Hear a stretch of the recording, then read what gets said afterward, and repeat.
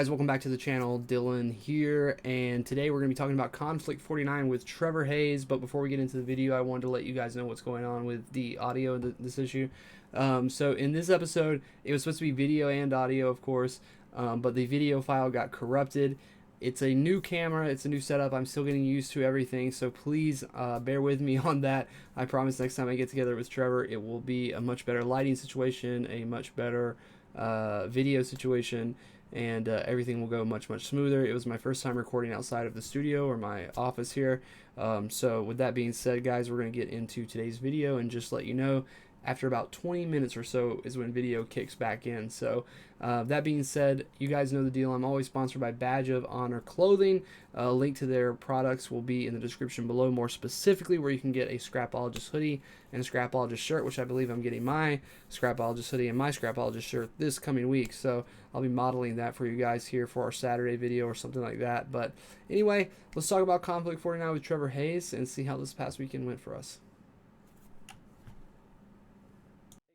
Back to the Scrapologist YouTube channel. Over the weekend, my friend Trevor and I got to do some commentary on a little card called Conflict MMA 49 down in Charleston. We had never worked with the promotion before, and we were pleasantly surprised by how extremely amazing the night was. So I had been there as a coach before, and like that memory popped up of like CJ Murdoch in his pro debut when I coached him for that, and a couple other times, and they've stepped their game up. Like they were a step past of like what they were the last time I saw them. Like it was a big like glow up. Is that what the kids say? That is what the kids call it, is a glow up. But Coming out party is a good way. I think I think it's safe to say we had a great time. So amazing time. I thought we should do like a little post show as if we were doing a Fight for It or any other show that we worked together. So the event was in Charleston. And we had a little like road trip down there essentially. My grandmother randomly wanted to come to a fight card, and she picked this one of all the cards to come to. And the Terminator had a blast. The Terminator had a blast. The Terminator, as they call her. It was a great time. We got some good food. Charleston is like one of the best food towns on the East Coast. If you are not familiar, there's a ton of good places to eat. It's really hard to like pick some for just the amount of time that you're there. But the card itself was awesome, and the venue was smack dab in the middle of downtown. Right Charleston. In the middle of it. Couldn't have been a better location. I really was taken back. I haven't been able to like hang out in Charleston that much, so it was nice just to park, go to the venue, get passes, just get coffee, and still see the city, and then the mayhem. And then the mayhem, indeed.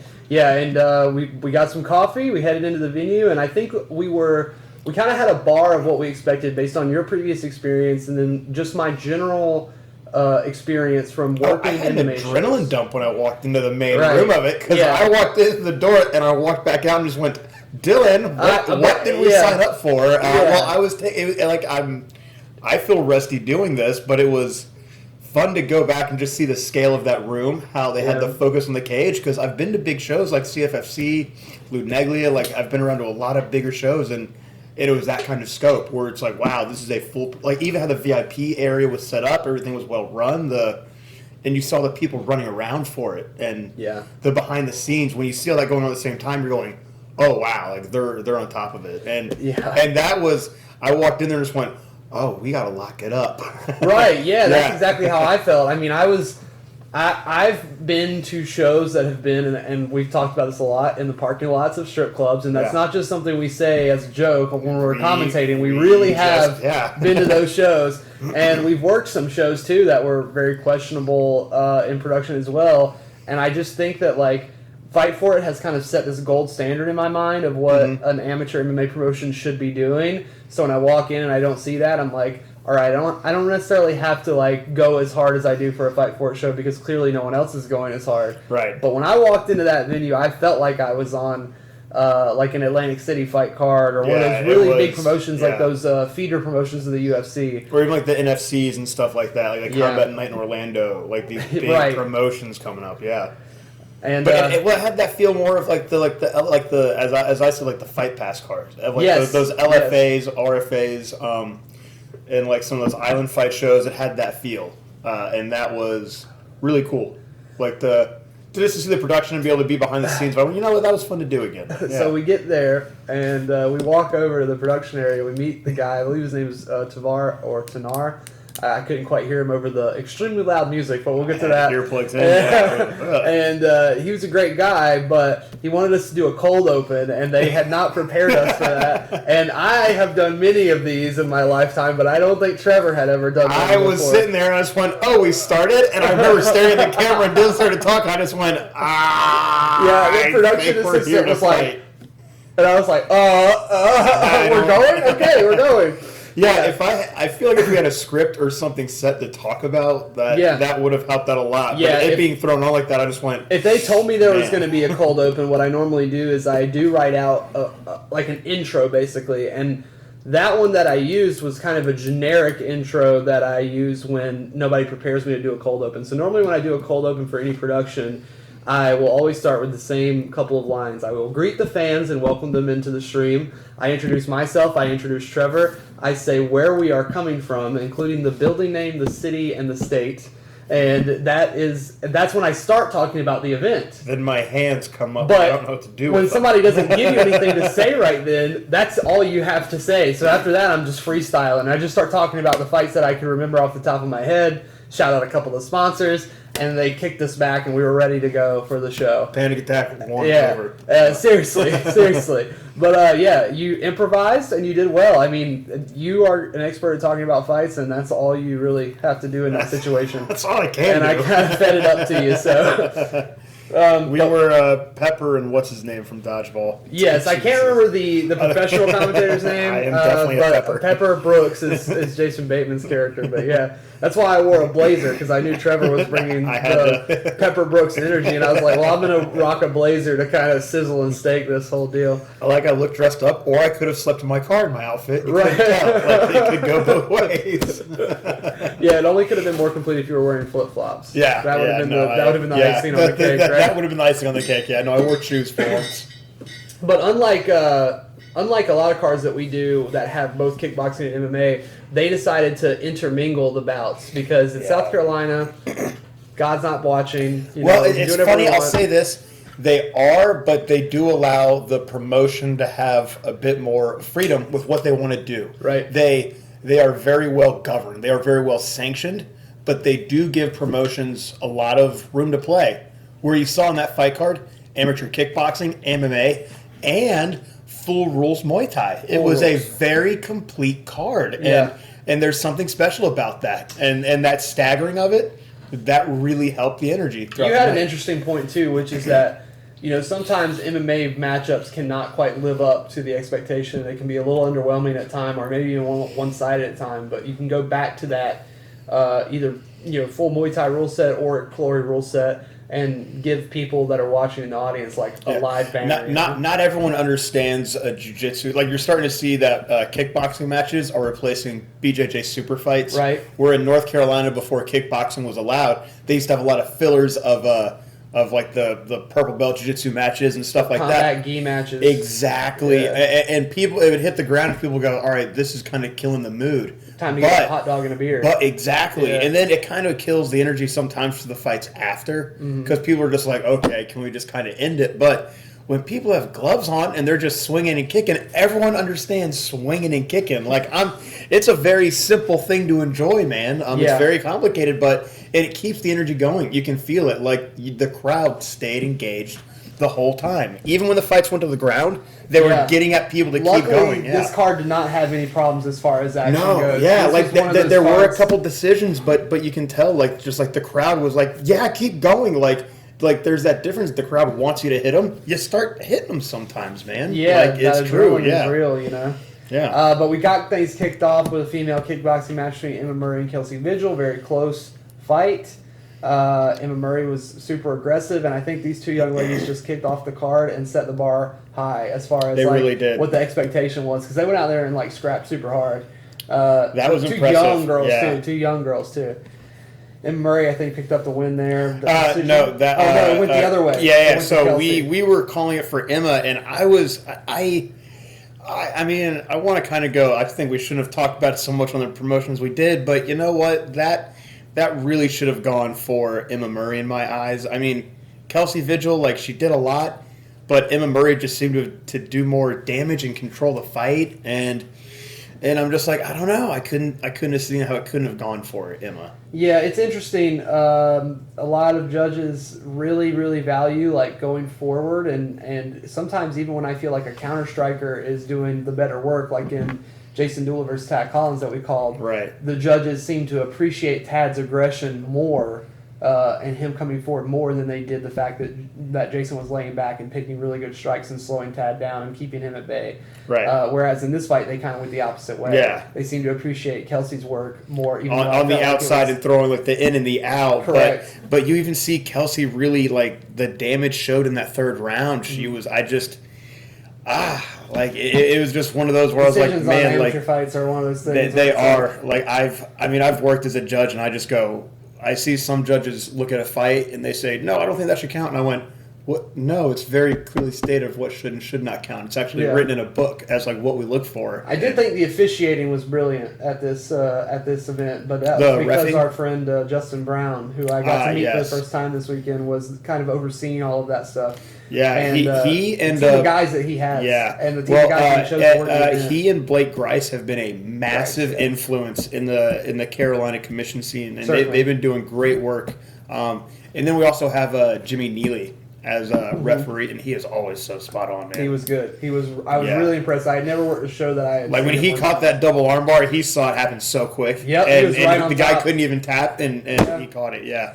MMA and actually talking about the double armbar, that was the next fight. That was the next fight. Yeah. Speaking of the double armbar, yeah. Manuel Furtado versus Roberto Armas. This was a really extreme, like, back and forth fight, and this was one of those fights where you're just like, those are two guys that were just like going to absolute war for amateurs too. I mean, these guys did come in with way more experience than the debuts, but. Man, they both found some success. But I'm impressed with Manuel, for even though he lost, he hung in with the onslaught from Roberto. He got rocked early a couple times, and he stayed with just ones and twos. And then you saw at the end of that first round, he really hit this good groove with some footwork, the ends of the out, and really caught Roberto like off guard at the end of that first. And that was a wild. It was one of those fight rounds. It felt longer than 3 minutes.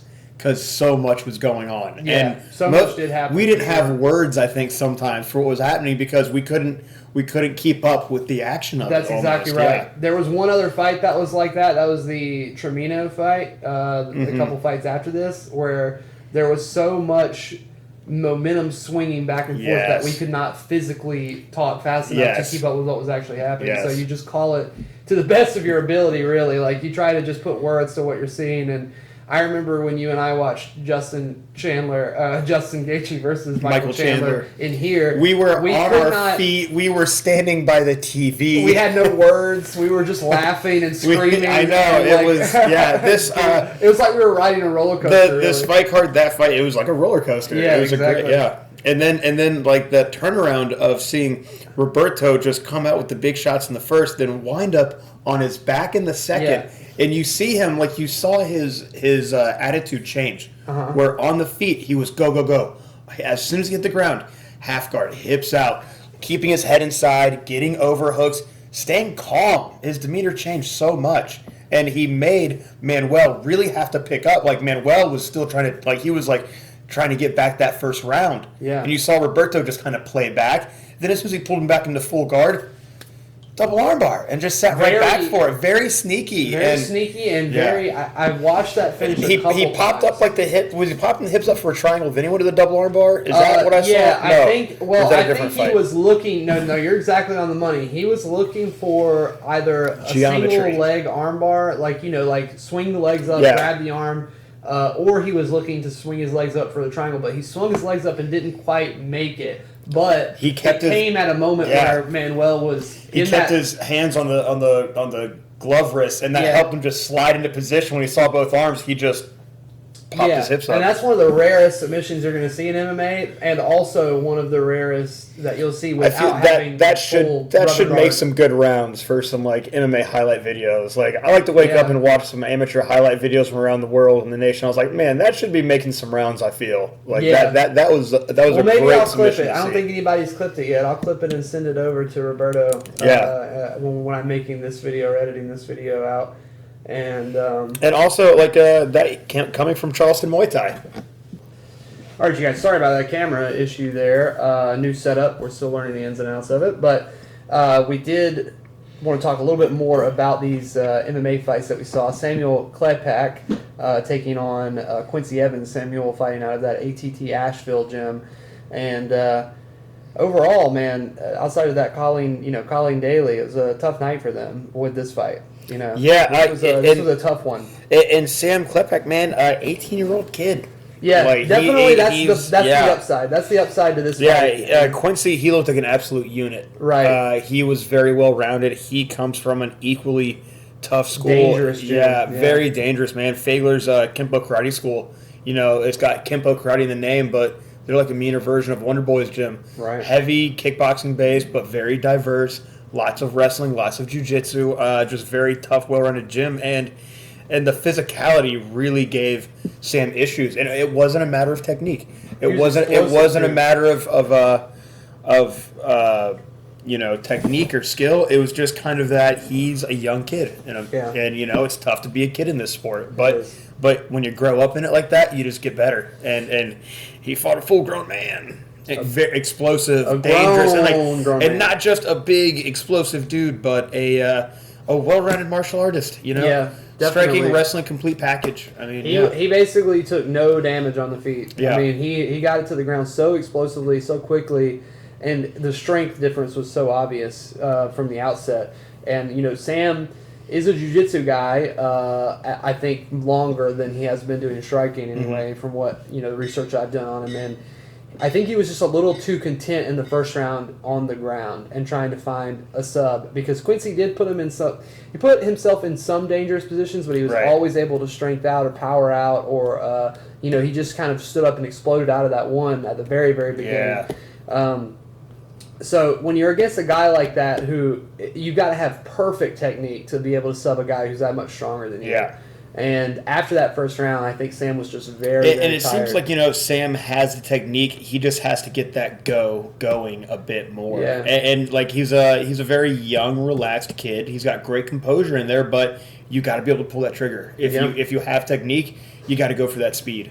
And so he had a lot of good footwork and speed in his kickboxing match that we called. Yeah. And then he just had a lot of trouble circling away or getting away from but maybe they saw but that. But also, Quincy also just covered that space so exactly, well. I was about to say. That kickboxing he made it hard. He had that great footwork to get out of there. Yeah, it was really hard to beat Quincy's footwork with that. Yeah.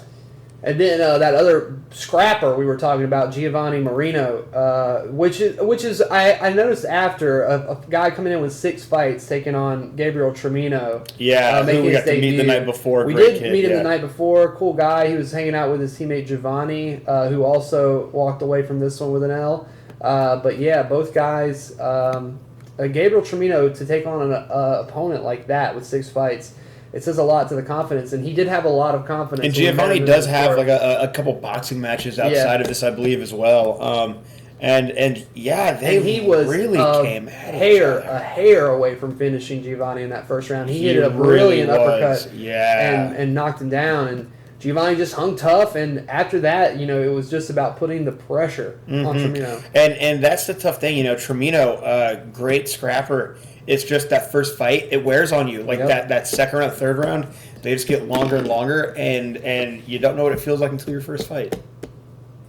But otherwise, I mean, great debut for him, though. Yeah, great debut. I think that's one of those losses where your stock goes up even though you lose, because everybody's just like, I mean, obviously he's got hands. I mean, he was throwing for a guy who's 135 to and it's tough in your first fight when you land hard shots like that. It gets your adrenaline going in a different way, and it gets you a little too aggressive, and your gas tank can drop out from getting too excited. It's a tough thing, but And I think that's all that happened. He just got caught up in his first fight. Yeah, I told him, I was like, man, you should, he's like, I want to fight again before the end of the year. I was like, we should hit up Fight for it because, I mean, if you're not injured, you know, you can get on that card very easily after a performance like that. So I'm sure we will be seeing more of Tremino and Giovanni improving his record to 2-4, and that's, you know, a big step in the right direction. When you have a record like that, you need to get back on track, and that's the kind of performance where you're like, all right, I am a fighter. Yes. You know, I survived getting rocked, and I came back and gritted my teeth and beat this guy the next 2 rounds, and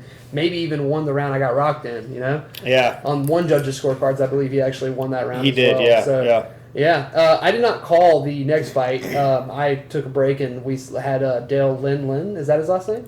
Dale Litton. Dale Litton from Conflict MMA. He was the guest commentator / fighter interviewer for this event, and he slid on for Josh Collins versus Austin Smith.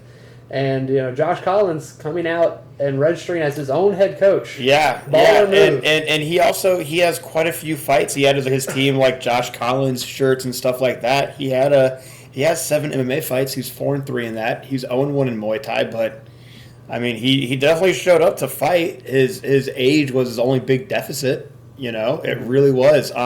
He hit Austin a few times, and Austin was like, "Oh, I just got hit by a man." You could see it. He wore it on his face with some of those shots. You know, fighters don't always like to admit that, but you can see when a person gets hit by a shot, and they go, "Oh no!" Yeah, it's hard to hide that. Yeah. You know, some fighters that are at that pro level, they have a really good poker face, but when you're at this amateur level, it's hard to hide the widening of the eyes. You remember that? Yeah. But Austin Smith, great technical game. Also out of Charleston Muay Thai, he had a great night. He had a good game He plan. stayed nice and long, very patient. Yep. Great resets. You know, he just made it into a good traditional Muay Thai fight where Josh Collins just came out to bang.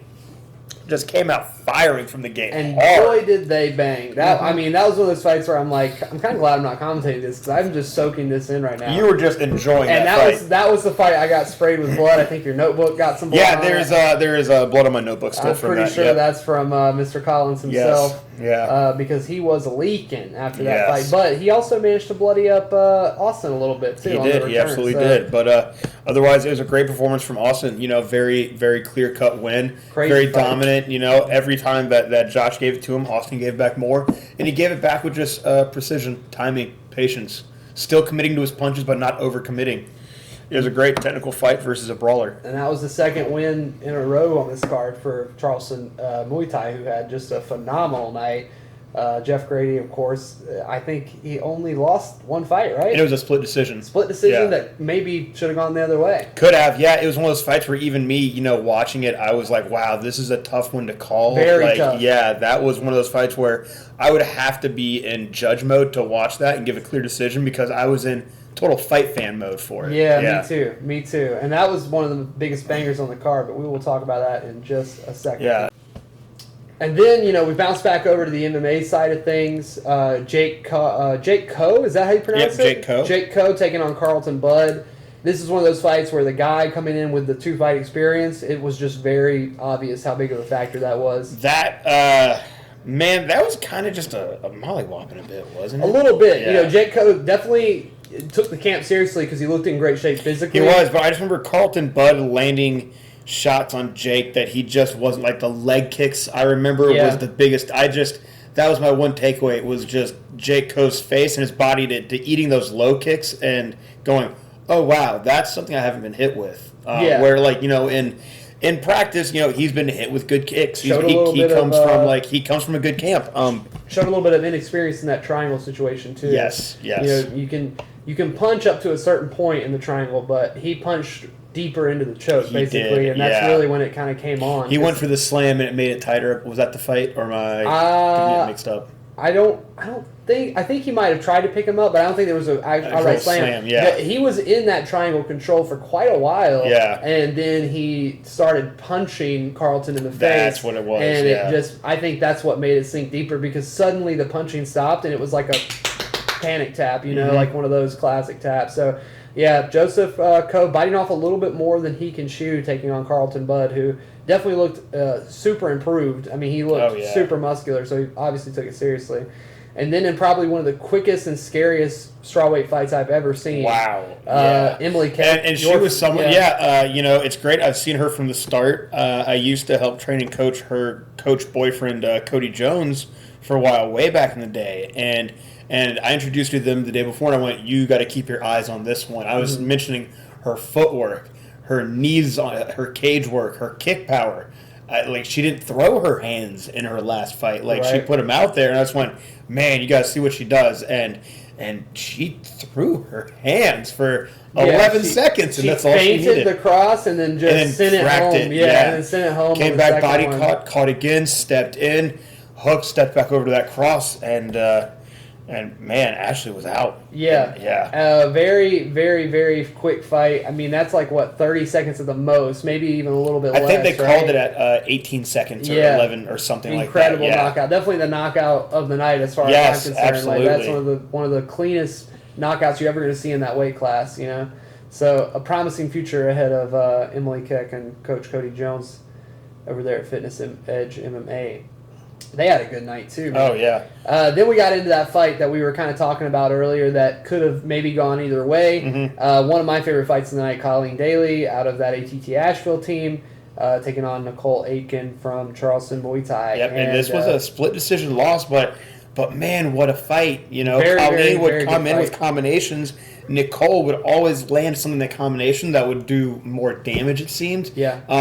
And then she would always step back forward. But as soon as she would step forward, Colleen was throwing, she was throwing again. It was such a back and forth. It was hard to keep up with. It was nonstop. It was one of the wildest fights I've gotten to sit cage side and just watch and have fun. It was insanity, and I loved it. Yeah, it was definitely one of those fights where it was technical insanity. The more it went on, the closer it got. Unlike most fights, when you call as many fights as we have, you start to notice a trend that when someone is just better than their opponent, even if they're unable to finish it, usually it gets worse as the fight goes on to the point of, for instance, in the main event, to the point of you wanting it to just be stopped by someone, by anyone, really. Please, ref. The police, Jesus Christ himself coming back from the dead and saying this fight is over.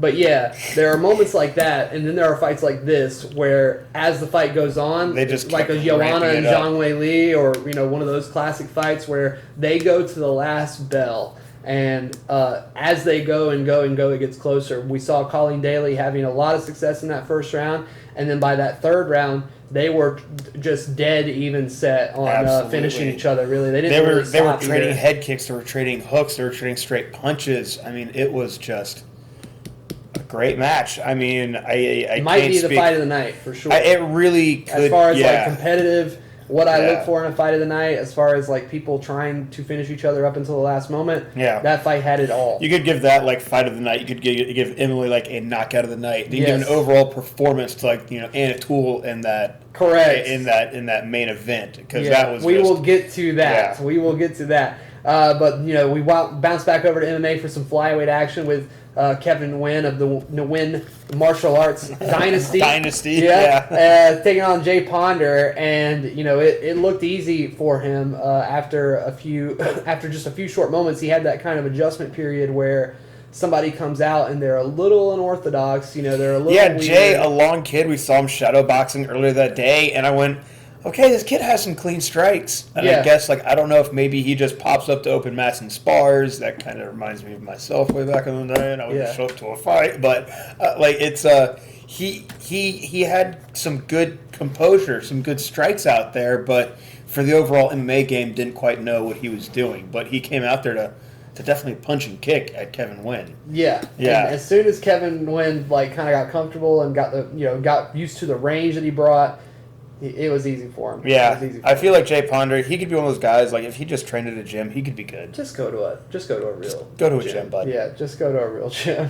After that, Shatane Creer, who is of course the wife of Joseph Creer, head coach over there at Bad Apple, took on Kayla Hennessy, and we thought this fight was pretty one-sided as well, from bell to bell, really.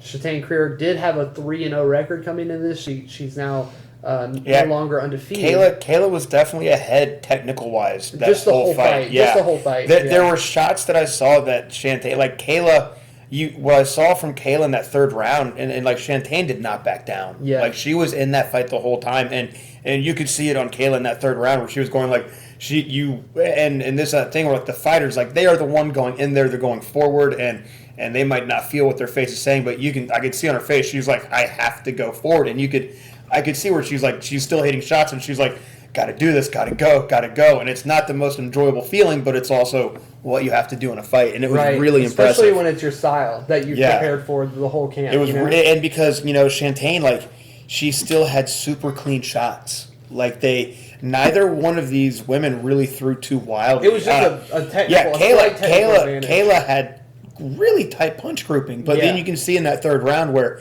Shantae didn't throw the most volume. Her single shots were always there for Kayla to walk into, so every time Kayla walked in through a combination, she was still getting a shot back. And man, it's like sitting in traffic, it just gets old after a while to always get hit back while you're doing stuff. This rule set they fought in kind of rewards the more technical fighter in many ways. It's harder under this rule set because of the limited clinching and other things to make it dirty. Yeah. So the fighter who's just a little bit more technically clean, a little bit more technically sound, is going to probably tick away as the fight goes on, because that's what a lot of this rule set relies on as far as your technique and your ability to actually reach people. So yeah, great performance. The reign of terror from Charleston Muay Thai just continued, and we were talking about it all night on the mic. But yeah, it was the Charleston Muay Thai show. It was the Charleston Muay Thai after party. that Jeff Grady built. That is correct. Yeah, you said that on the mic as well, and I thought that was very, very fitting.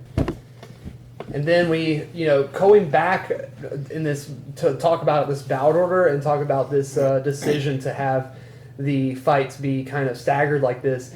This fight, after that last fight and going into this fight, this was when I realized, like, this is a really good idea. Oh, yeah. Because you felt the energy just continue, because you also got to sit back and sit outside of the commentating booth a bit and see the atmosphere and the energy, and it was cool. Yeah, when Dale got on the mic for me during a couple of these fights, I just pretty much walked around and just checked things out. This was one of the fights that I actually wasn't on for. It was Brendan Chapman versus Sheldon Cape Down. What a body shot. Yeah, insane body shot. And that Upstate Karate team, just, they continue to show that they're not just Wonder Boy Inc.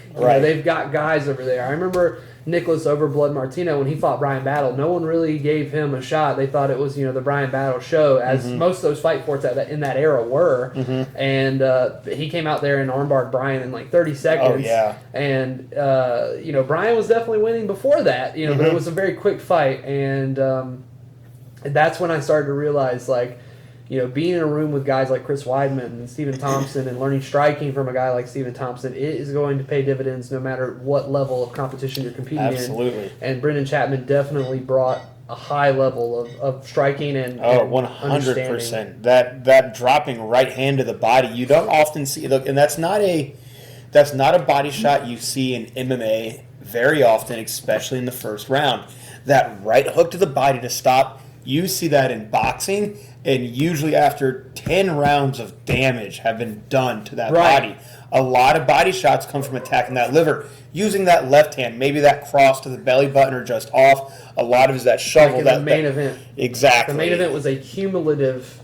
You saw a lot of liver shots in that one, and straight body shots. And then with this one, it was just that one perfectly placed, wham, drop right hook to the body, and the kid went down. And I went, wow, that is something I really don't see that much at MMA fights. You see all kinds of wild knockouts, but a just really good technical sit, pop, on that was perfect. At this level, to see a finish like that at that weight class, that's 135. That's deadly sniper-like accuracy. It was great timing.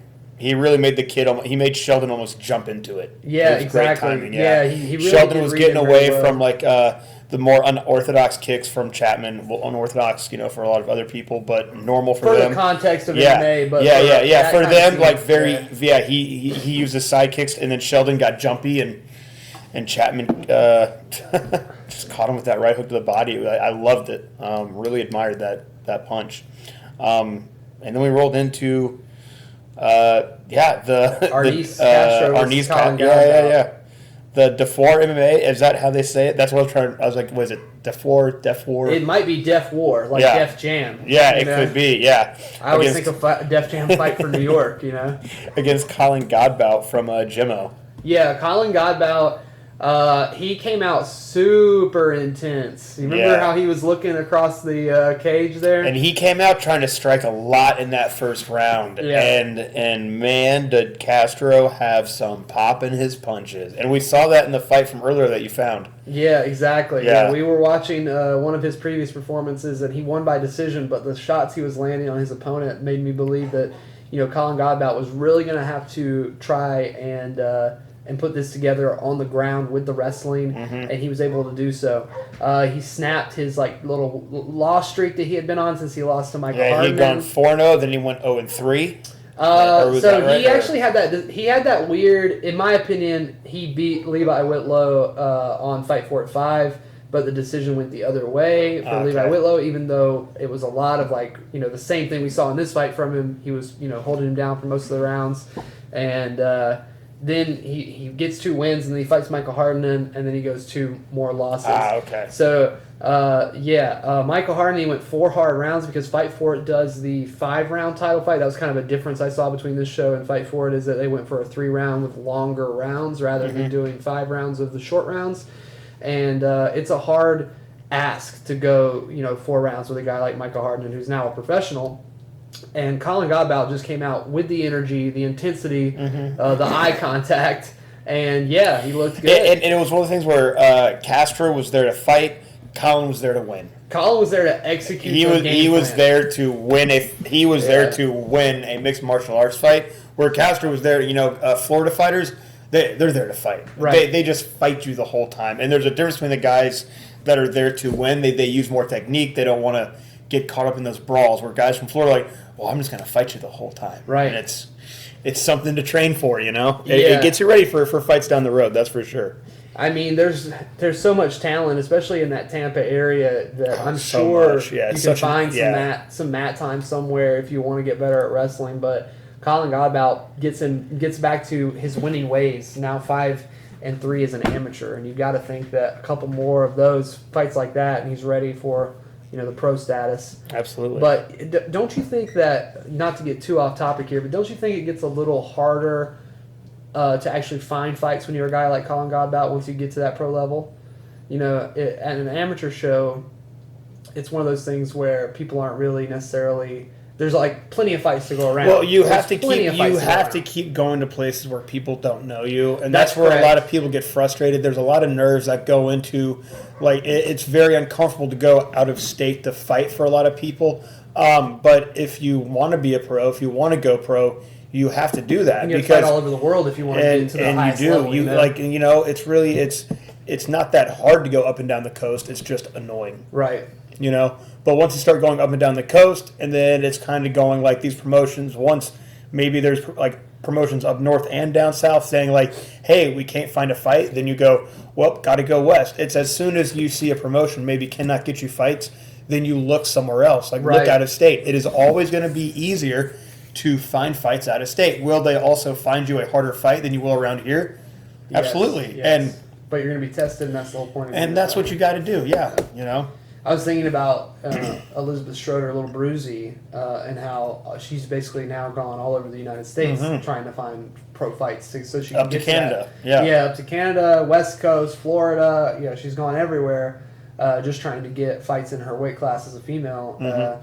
So I can imagine that if you're not willing to put in that work and not willing to do that, then it could be pretty tough to find some fights around here. Because we were talking about how every promotion now to kind of, I don't know if it's to save money or to just make the shows tighter or what, but they've kind of stepped away from doing pro bouts for now.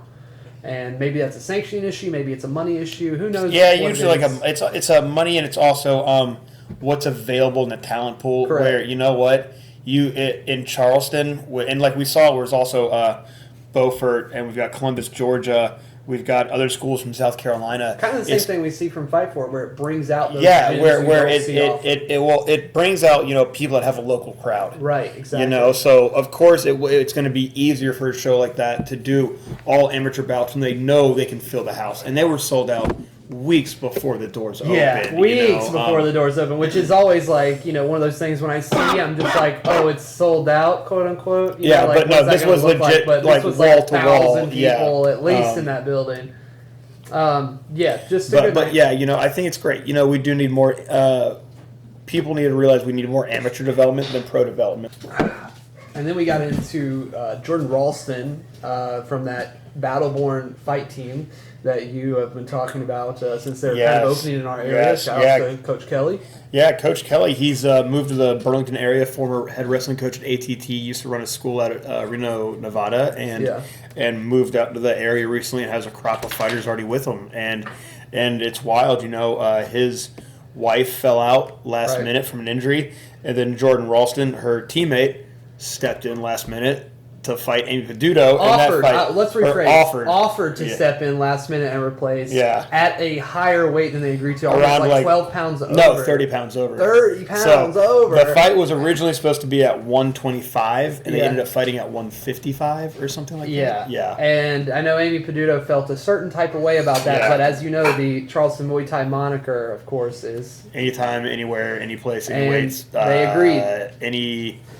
Anything. I think they might fight you in Thunderdome. They might fight you at a NASCAR event. I don't know. At the roller rink on the skates. At the roller rink, You never know. Yeah. You're never safe in Charleston. You can show up to church and Jeff Grady might have a pair of gloves. With the flag around his neck, But yeah, she had a more equal level of experience to Amy. They both came in with 10 to 11 fights, and they put on a good fight. And that was actually Jordan's first kickboxing match. Oh, that record, that 37 record that was all from MMA. I see. Okay. Yeah. That was all MMA. And I thought she did, like, for her first kickboxing match, like, she had a hard time dealing with a variety of kicks.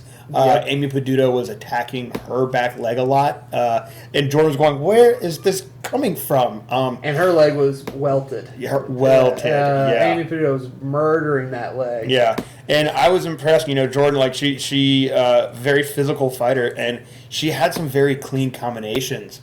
And Amy was firing guns blazing. You can tell, like, the weight difference. She was getting hit going, like, this is definitely someone 30 pounds bigger than me hitting me in the face. And Ralston really was just landing, the hands. Yes. A lot of crosses and a lot of hooks kind of stepping in with the hooks. She was catching Amy, off of, like, her attack. Right. And Jordan stayed in that fight the whole time. But, for both fighters, that's a great fight. That tests both of them. It shows...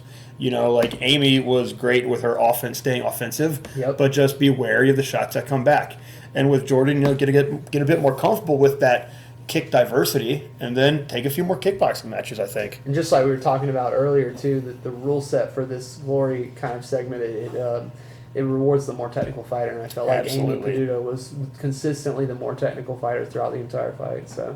By the time it got to that final round, it was pretty obvious to me. Yeah, she was just resetting forward and controlling that pace, and Jordan was a bit more in out. She just stopped taking shots. Also, yeah, she really stopped taking any kind of shots by that last round, and it's kind of an obvious point to me of who was going to win at that moment. But, yeah, Amy stayed ahead the whole time, but Jordan stayed in there. Like that come in on a week's notice and look like that against an opponent like Amy Peduto. That's that your stock rises more than it falls, especially for your kickboxing debut against someone who's got 11 fights. I feel like that they'll definitely try to get her back in a fight, or she'll be back in the saddle soon. I'm sure she will. So when she does fight MMA, do you know what weight she fights at? 25, 35, and 45. She's fought like all over. She hasn't fought since before the pandemic, I think. Yeah, I noticed that she was a lot taller than is Wendy Kelly's wife? Wendy, yes. Yes, yeah. I noticed that she was like a head taller than her, so I was like, I wonder what weight she actually does fight at. But that was a great fight. And then right before the national anthem, which it always is a little weird to me when the national anthem is like late in the show or even like in the middle of the show versus just doing it at the beginning like every other sport in the world. But I don't understand that with some fights. That's the one thing. Like, there's a lot of weird stuff about fighting, but to me, that's the weirdest. No. Yeah, definitely. You should definitely have the national anthem. I'm not saying that. Yeah, you need it. Like, have it there, but just do it at the beginning. Yeah, like if you watch a fight like Jordanlston versus Amy Peduto, and then it goes into Seth Prince versus Lewis Glover, and then everybody has to slow down and remember the fallen, and give thanks for having a free. Well, I'll tell you that crowd was hyped up for some freedom. The way they reacted to that, normally, I think because the fight energy was pretty high, and everybody was already drunk by that point. Home of the brave! And then everyone started throwing chairs and rioting, and then the fights got back. This is one of those shows you go to where you're like, oh, they have an open bar. They have like a bar in here in the show, and then you see, oh, they have two bars in here. And every time I looked up from the commentary booth, the line to the bar, just people were going so hard. And there was especially a guy in the front row directly across the cage from us who just got so sloppy drunk, and started heckling the ring announcer. And I didn't even catch that. It was like a B plot that I was following throughout the entire show, and it just kept escalating to the point where after the national anthem, Colonel Sanders or whatever the ring announcer's name is, the Santa Claus 2.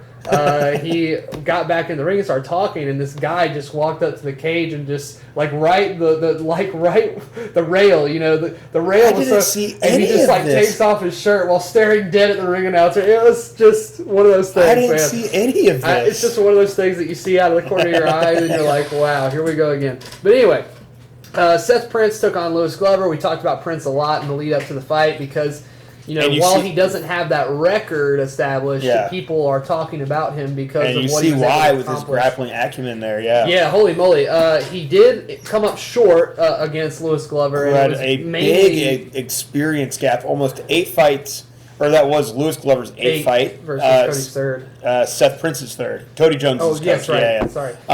But man, Seth Prince, he hung in there on the feet. He was getting cracked. He had to circle out, but get back on his feet and go, okay, we're fighting again. And then you saw once he did get in for takedowns, once he did hit transitions, and you saw him go through the motions on the ground, he's good. It was just he's a little really too good. Obvious when he was shooting. Yes, if you can really hide his shots behind his strikes. It's all about the entry. A lot of people, if you have a good blast double in the gym, or you have a good blast double for jiu-jitsu, it's probably not going to work in MMA because the punch, kick, adrenaline fight range is always off by a couple inches. And, his takedowns have been great, a couple inches in closer, but he couldn't be there because that's where he took the damage. So his takedowns came from pretty far away, and he was kind of just outside the effective takedown range a lot of the time. Yeah, guys that are built like Lewis Glover, too, you always think about, they have skinny legs, so I'm going to be able to wrap my legs around and take them. But in order to get to their legs, you have to get through their jab. Yes. You have to get through their best shots, and then... It's hard to shoot off your back pedal. If you're transparent in your shot and you're shooting off your back pedal and it's a little slow, they have a much easier time sprawling than a guy who's very short and stocky and stubby. That's one of the reasons why Israel has been so effective at takedown defense in the UFC is because he's got a great sprawl, really more than anything. If he's put in a position against the cage where he's unable to sprawl backwards, for instance, he's way easier to take down. Absolutely. And I think that Seth Prince was just a little too anxious to get that tank down after he felt those first couple of shots from Lewis Glover because Lewis Glover was putting the hands on him. We stopped to get gas on the way back from the show. You said that you saw from the after party. And as I was walking into the gas station, Seth Prince and all the Fitness Edge people walked in. And as many shots as he took in the fight, it didn't really show it. But hours after the fight where that bruising kind of sets in, the blood subsides, I was like, man, he took a lot of shots to the grill from Lewis Glover, who just crispy with the jab this whole fight. Crispy with the jab. And I think that was one of the biggest, determining factors in this fight was how he was able to manage that range. Absolutely. Yeah. But really, that was a great fight for both guys. Seth Prince is 18 and years it's like old. You said, every time he even touched Lewis with the grappling, it was like a very obvious. It was obvious, and you were even the look on your face. You were going, "Oh wow, he's good." Right, because it's that thing that guys experience when they feel that squeeze from a guy who's that good. And with Seth, it's also he's learning what it's like to grapple someone getting hit a bit more. In his other fights, he did get touched once or twice, still got the takedown and completed. But once you've been touched up, and you try to grapple, it's not as tight. It's a bit later on. It gets a little bit harder. You can get to good spots, but the finish, just like with punches, isn't always there. And it wears on you. Once you've had 2 fights, the secret's out. Exactly. People know what you want to do, Exactly. and they start. Their coaches, if they're good coaches, start giving you a solid game plan to where even if you're not a standout high school, college wrestler, you can do something against a guy. And you see, Lewis Glover did the rounds of constant circling the cage, constant good aggressive punches, not being in the same spot. It was a very simple but effective game from Lewis. It was very veteran of him. Yeah. Definitely a great fight from both guys. Lewis Glover coming out on top, and definitely a bright future for Seth Prince if he's able to mix that striking in with his grappling. And there's nothing scarier in the world. And it is getting a little bit cleaner, but it just takes a while to get comfortable in a fight. Yeah, there's nothing scarier than a wrestler with a good overhand and a good jab. I know. Someone that can just manage the space with That's fundamentals. one thing that I love about Colin Godbout is that he is a good wrestler, but he's also got a great jab. And he uses it defensively and offensively. He's very calm at the end of it, doesn't try to rush his punches past his jab. Precisely. Then we got into the main card portion, the title fights. And these were, this was a great way to cap off an already incredible night of shows. Even I had all the records matched or written out on this on my notes, and what great matchups as far as experience. Yeah. It's just really solid matchmaking from Jared top to bottom, and even this title fight matchup. I'm like, man, what great records to show off people's amateur bodies of work. Yeah, exactly. Yeah. Hunter Safar, he was a guy who has built most of his records since coronavirus started. 2020, 2021, he's been killing it. Giovanni Hyde had a great record pre-pandemic, came back from a super long layoff. 3 years? Yeah, I think he said 3-year layoff. We met him, of course, the night before. We mentioned that earlier. He's a big fan of your Smash work. Yes, he kind of recognized some mutual friends of mine, and we geeked out over Smash Brothers for a while. And he just struck me as a very positive guy in real life, quote unquote. And then when he walked out for the contest, we were like, man, this guy's bringing the positive energy. Oh yeah, he's having so much fun in there. He was talking to us during the fight almost. Yeah, he really definitely was. Yeah. And the fight was good. Giovanni just he was just a little too slow to the gun, and he wasn't landing like he had in previous fights. Yeah. He was just unable to stop the grappling. But he really was happy to be back in there. He enjoyed the moment. He did everything he was trying to stop Hunter's takedowns. He was always trying to get back up. He created constant problems for Hunter. And it made it for a good title fight. It really did. You can see that Giovanni, he has the experience of being in bad spots, but the ring rust made it so that he just had enough experience to not get submitted, to not get stopped, stuff like that, where he was always working back, and Hunter did a great job of just gluing himself to him. He was getting hit, and you could tell he did not like it. I believe his face was a little split at the end of the fight. Every time he did take a significant shot, he immediately was looking to tie things up, and he was devout with his game plan. And he stayed tight. He would throw an hard overhand into a low drop, and he would have Giovanni back up on the cage, and it was a great title fight for the winner, Hunter. It really was. I was like, that's how you win a title. It really is, yeah. Improving to 6-2 as an amateur with 90% of your fights coming 2020, 2021. I mean, got a lot of momentum. Yeah. He struck me as I'm not sure, I didn't see this anywhere in my research, but he struck me as a military guy. I can see that. Around Columbia, I think you get a lot of former military guys. And, the way, the tattoos and the wrestling style was very Army combative for me. The grit. Yeah, he reminded me of a classic military MMA guy. So, that's just a hard read on my part. But he definitely gritted his teeth and got through this one and comes out with the belt in the first of 3 title fights. And then after that, we had our final MMA bout of the evening with Max the Hitman Quinones fighting out at Def Floor Gym in Tampa. They had a long drive up, taking on Malcolm Wellmaker from that Jason... the Fagler School, the Fagler's Kempo Karate School. Yes. And Malcolm definitely brought the Kempo vibes to this one. And the uppercut hell vibes. What a great way to manage the mid-range and negate someone's possible takedown entries and takedown defense. It had Max not even wanting to engage and breaking from takedown entries and stuff like that. You can see how nervous he got when he saw that Malcolm was starting to break away because he knew the uppercut was coming. He was like, I don't want to be there. Do it. Yeah. But when you come from that background of a Kempo karate or Shoto karate background or even Taekwondo, a lot of people always talk about how Wonder Boy is so good at coming forward and blitzing people, but when you come from that kind of sparring, you're used to people blitzing on you. All the time, yeah. So it was really easy for Max to just like move his head, move the head off the center line, and pop that uppercut in there. And I kept saying it's not landing clean, and if it does land clean, we're going to see a knockout. He kept hitting him in the side of the head, or in the neck, or in the upper part of the head. As Max had a hard time, like he comes from like that Florida scene where he's used to just two guys fighting. Correct. Like we were talking about earlier. And you saw that Malcolm just beat him with the same thing over and over. He just beat him to the punch each time, and he threw a good variety of strikes, but he didn't do anything unnecessary. Right. Where you saw that Max, he would want to circle in to start brawls, where he tried to engage to a brawl, where Malcolm just had a counter, and his counters weren't exactly ones to play with, where he was throwing what I call like an 80% punch. Yeah. Where you can throw it, and it's like it's going to be out there, and you're confident because even if it doesn't land, it's back to home. If it grazes that person, it creates a read. They definitely can't walk into it. So no matter what, they have to respect it.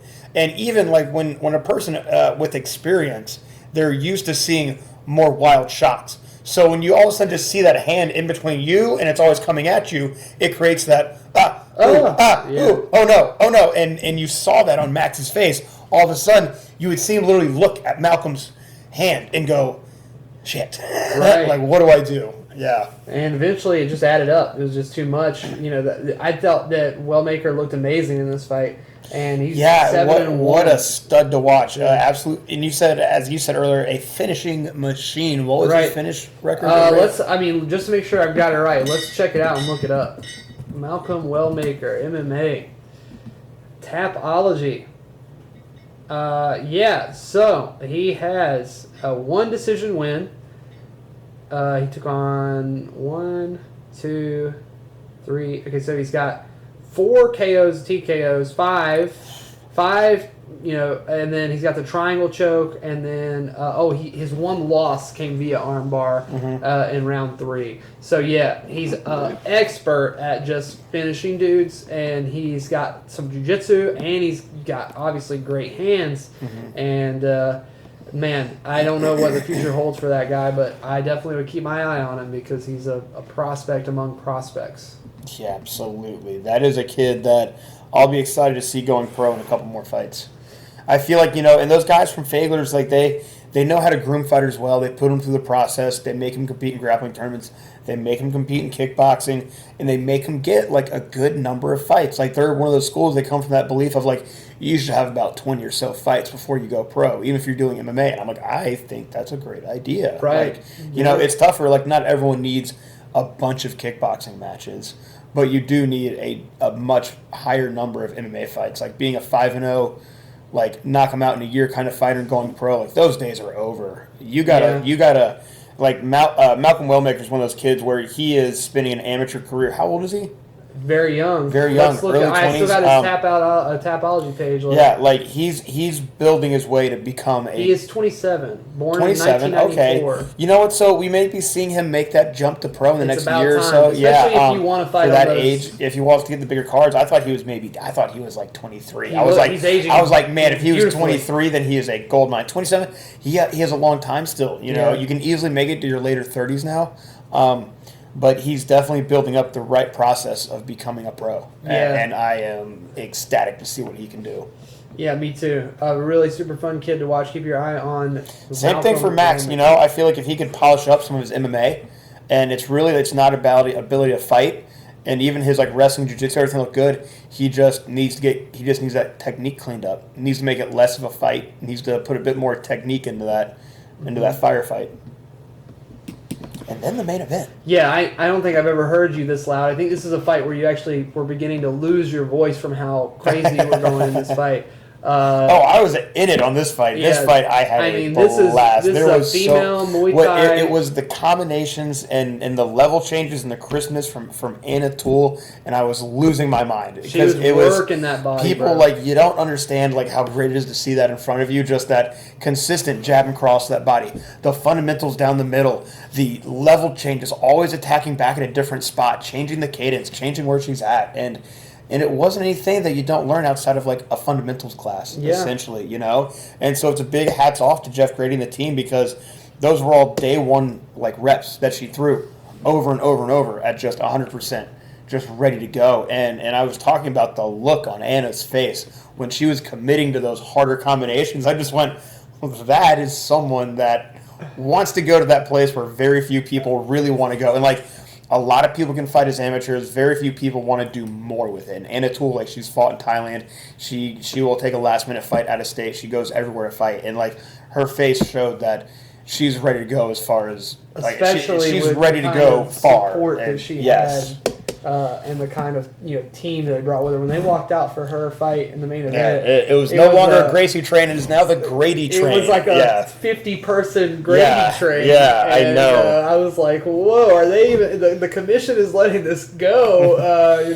I'm more power to you." They just let them have the night. They kind of knew that people were there to see her, and people were there to see that Charleston Muay Thai team. I mean, a lot of the other teams did bring out big crowds. Malcolm Wellmaker brought out a huge amount of people from being all the way from Augusta. But yeah, it was very obvious to me when that main event started that people were there for Tool Time. Absolutely. And Julie Cohen, I'll give her props. She hung in there. She came forward. She still brought like everything you need to bring into a Muay Thai fight, but the output and consistency from Anna, she wasn't ready for that. Some and more fighters up north will fight more of that traditional Thai pace. They even kind of play the traditional Thai music at some fights up there. You see that in California where they try to fight that Thai pace.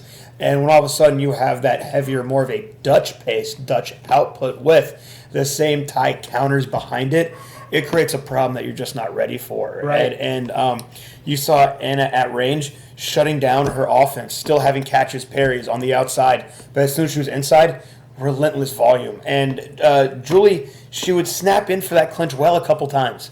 You saw a couple times. The only time Anna really had any trouble was when Julie would grab a hold of that head and snap down a really tight plum. Yep. And Anna got stuck maybe like 2 or 3 times. But it was fine because there were no knees to the head on this. And like, Julie wasn't able to capitalize on any elbows. However, like Anna, it was very one-sided and set up spinning back elbows, or so we thought, to put the spinning back body kick out, And that was the beginning of the end. And that was the beginning of the end. Yeah. She had already taken a lot of shots to the body, but you could tell that after that one, she did not really want to be in there anymore. Anna found one elbow, and then she feinted the spinning elbow twice. And Julie was seeing it, so it made Julie pull out of that spinning elbow space, and it made her step right back into that spinning back kick. Anna stepped over, popped it right out, and Julie just dropped square on the liver. Yeah, that was awesome. That was so crispy. Yeah, that was so great to see. That was just awe-inspiring. That was something else. And then it was Julie had a knockdown in the second round, 2 knockdowns, or a knockdown against her, 2 knockdown against her in the third. One you could say was more of a slip, but it was called a knockdown. Yes, okay. I know that was the first round. That was the first, very, very first round. She kind of got caught coming forward with 1 foot up. Yeah, She just got knocked back by. And then that's right. That was like more of a knockdown. But then the one after that was definitely should have been like a standing 8 count, I think. Yeah. And then it was a slip, and I was like, whoa, I think she's hurt from that. Yeah, exactly. But then she got hurt twice in the third. Yeah. And that's when like the spinning back kick started the demise. And you even saw Anna's reaction, like when she got that second knockdown in that third round. She knew that she just had it in the bag, and then that 4th round, she came out and just did not stop. And Julie just could. But props to Julie for getting out there. You can tell in between rounds, like it was a question for her. It was a question, and she answered the bell. And that's hard to do, man. Yeah. That's really hard. So she got back out there and just couldn't keep up, and it's tough. But Anna, man, she showed up to take that belt. Sometimes when you're in that situation, especially in a title fight, it's one of those things where you've taken a lot of trauma to the head and you're seeing stars and you're cut open and you're, maybe a little lightheaded. And it's easy for you when you're in that moment to just say, I'm going to bite down my mouthpiece. Not easy, but it's easier than a body. So the body is so hard to tough guy. You get tough guy getting killed to the body over and over. Your brain can turn off. Yes, and you can still be in there. And you can still be in there. Yeah. It's really common to. But your organs. It's really common to remember parts of the first round, and then your hands getting raised at the end of the fight, and you're going, Wait, what? Yeah. What happened? I got to take a week off work. But how Anna kept attacking that body. Yeah. And you know, the level changes will really stick a person in place. You can maybe tough guy through one of those.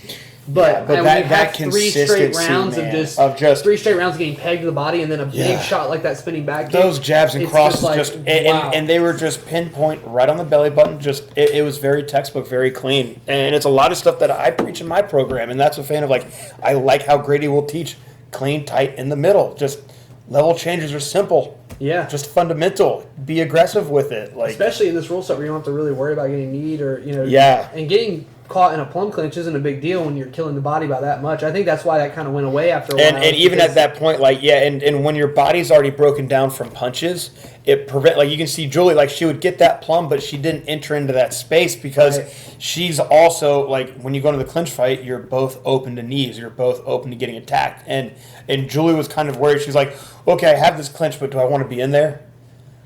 Because, you know, she would have eaten knees in there, like, like Anna, you know, and you saw, like, that created that pause and that clinch. Like, that was Julie's, like, one opening, and she was just like, maybe I don't. Right. Yeah. But overall, I mean, this was one of those very special nights of fights where when it's over, you just can't stop saying, what a good night. What a good night. Yeah, what a good night of fights. What a well-run show. What a well-matched show. Well-ordered. Just very, very well officiated, ran. I couldn't say enough nice things about us being there. I've been to so many shows, like, and it's great to see where conflict has come from and where they're going. You don't get, like I told Jared in our private chat last night, you don't get to 49 shows without having something. And even though I knew, you know, going into this, these guys have 49 shows under their belt, what I experienced when I walked in with Jared, he has years of experience in boxing promotions before MMA. Yeah. You know, I can't remember how long he spent helping promote boxing shows, but, like, he has years of experience outside of that, and I think that's what helped him come back stronger from that year-long layoff we all had to have. So. Yeah, everybody seemed like they were just so happy to be back. Was it the referee Neely? Jimmy Neely. Yeah. Jimmy Neely just said, you know, I'm so stoked to be back in Charleston again. Like, you're in our neck of the woods now. You know, and all the fighters really fought like that, especially the Charleston. They really fought like they're on their hometown turf, and it was great. It makes it something really special, and that's one of those things I tell people, like, hey, the big fancy shows are cool. You know, going to a UFC event, you can appreciate where you can be at in the sport, like where it can go. But there's nothing quite like grassroots, man. There's nothing quite like seeing shows like this where it's a hometown audience, all hometown fighters, grown in its very own backyard. Like, there's something that you can't quite... that heart on it. You can't quite find it anywhere else. You know, it's a really special thing. And that night was just like... It was really cool for us to be two guys from totally different fight scene, totally different state. Yeah. And we're just smack dab in the middle going, well, all right, we're just in the world's biggest party right now, and we're here for it. Everybody was acting like it was a big party. Like it was a big, like, homecoming. It was a big celebration. Yeah, you saw it from, like, the Charleston Muay Thai that had a, like, Instagram live feed from, like, their locker room all night, and you see them just all dancing salsa in between fights, and I'm like, yeah, they're just at home. Yeah. Well... thank you guys for joining us for the Conflict 49 post show.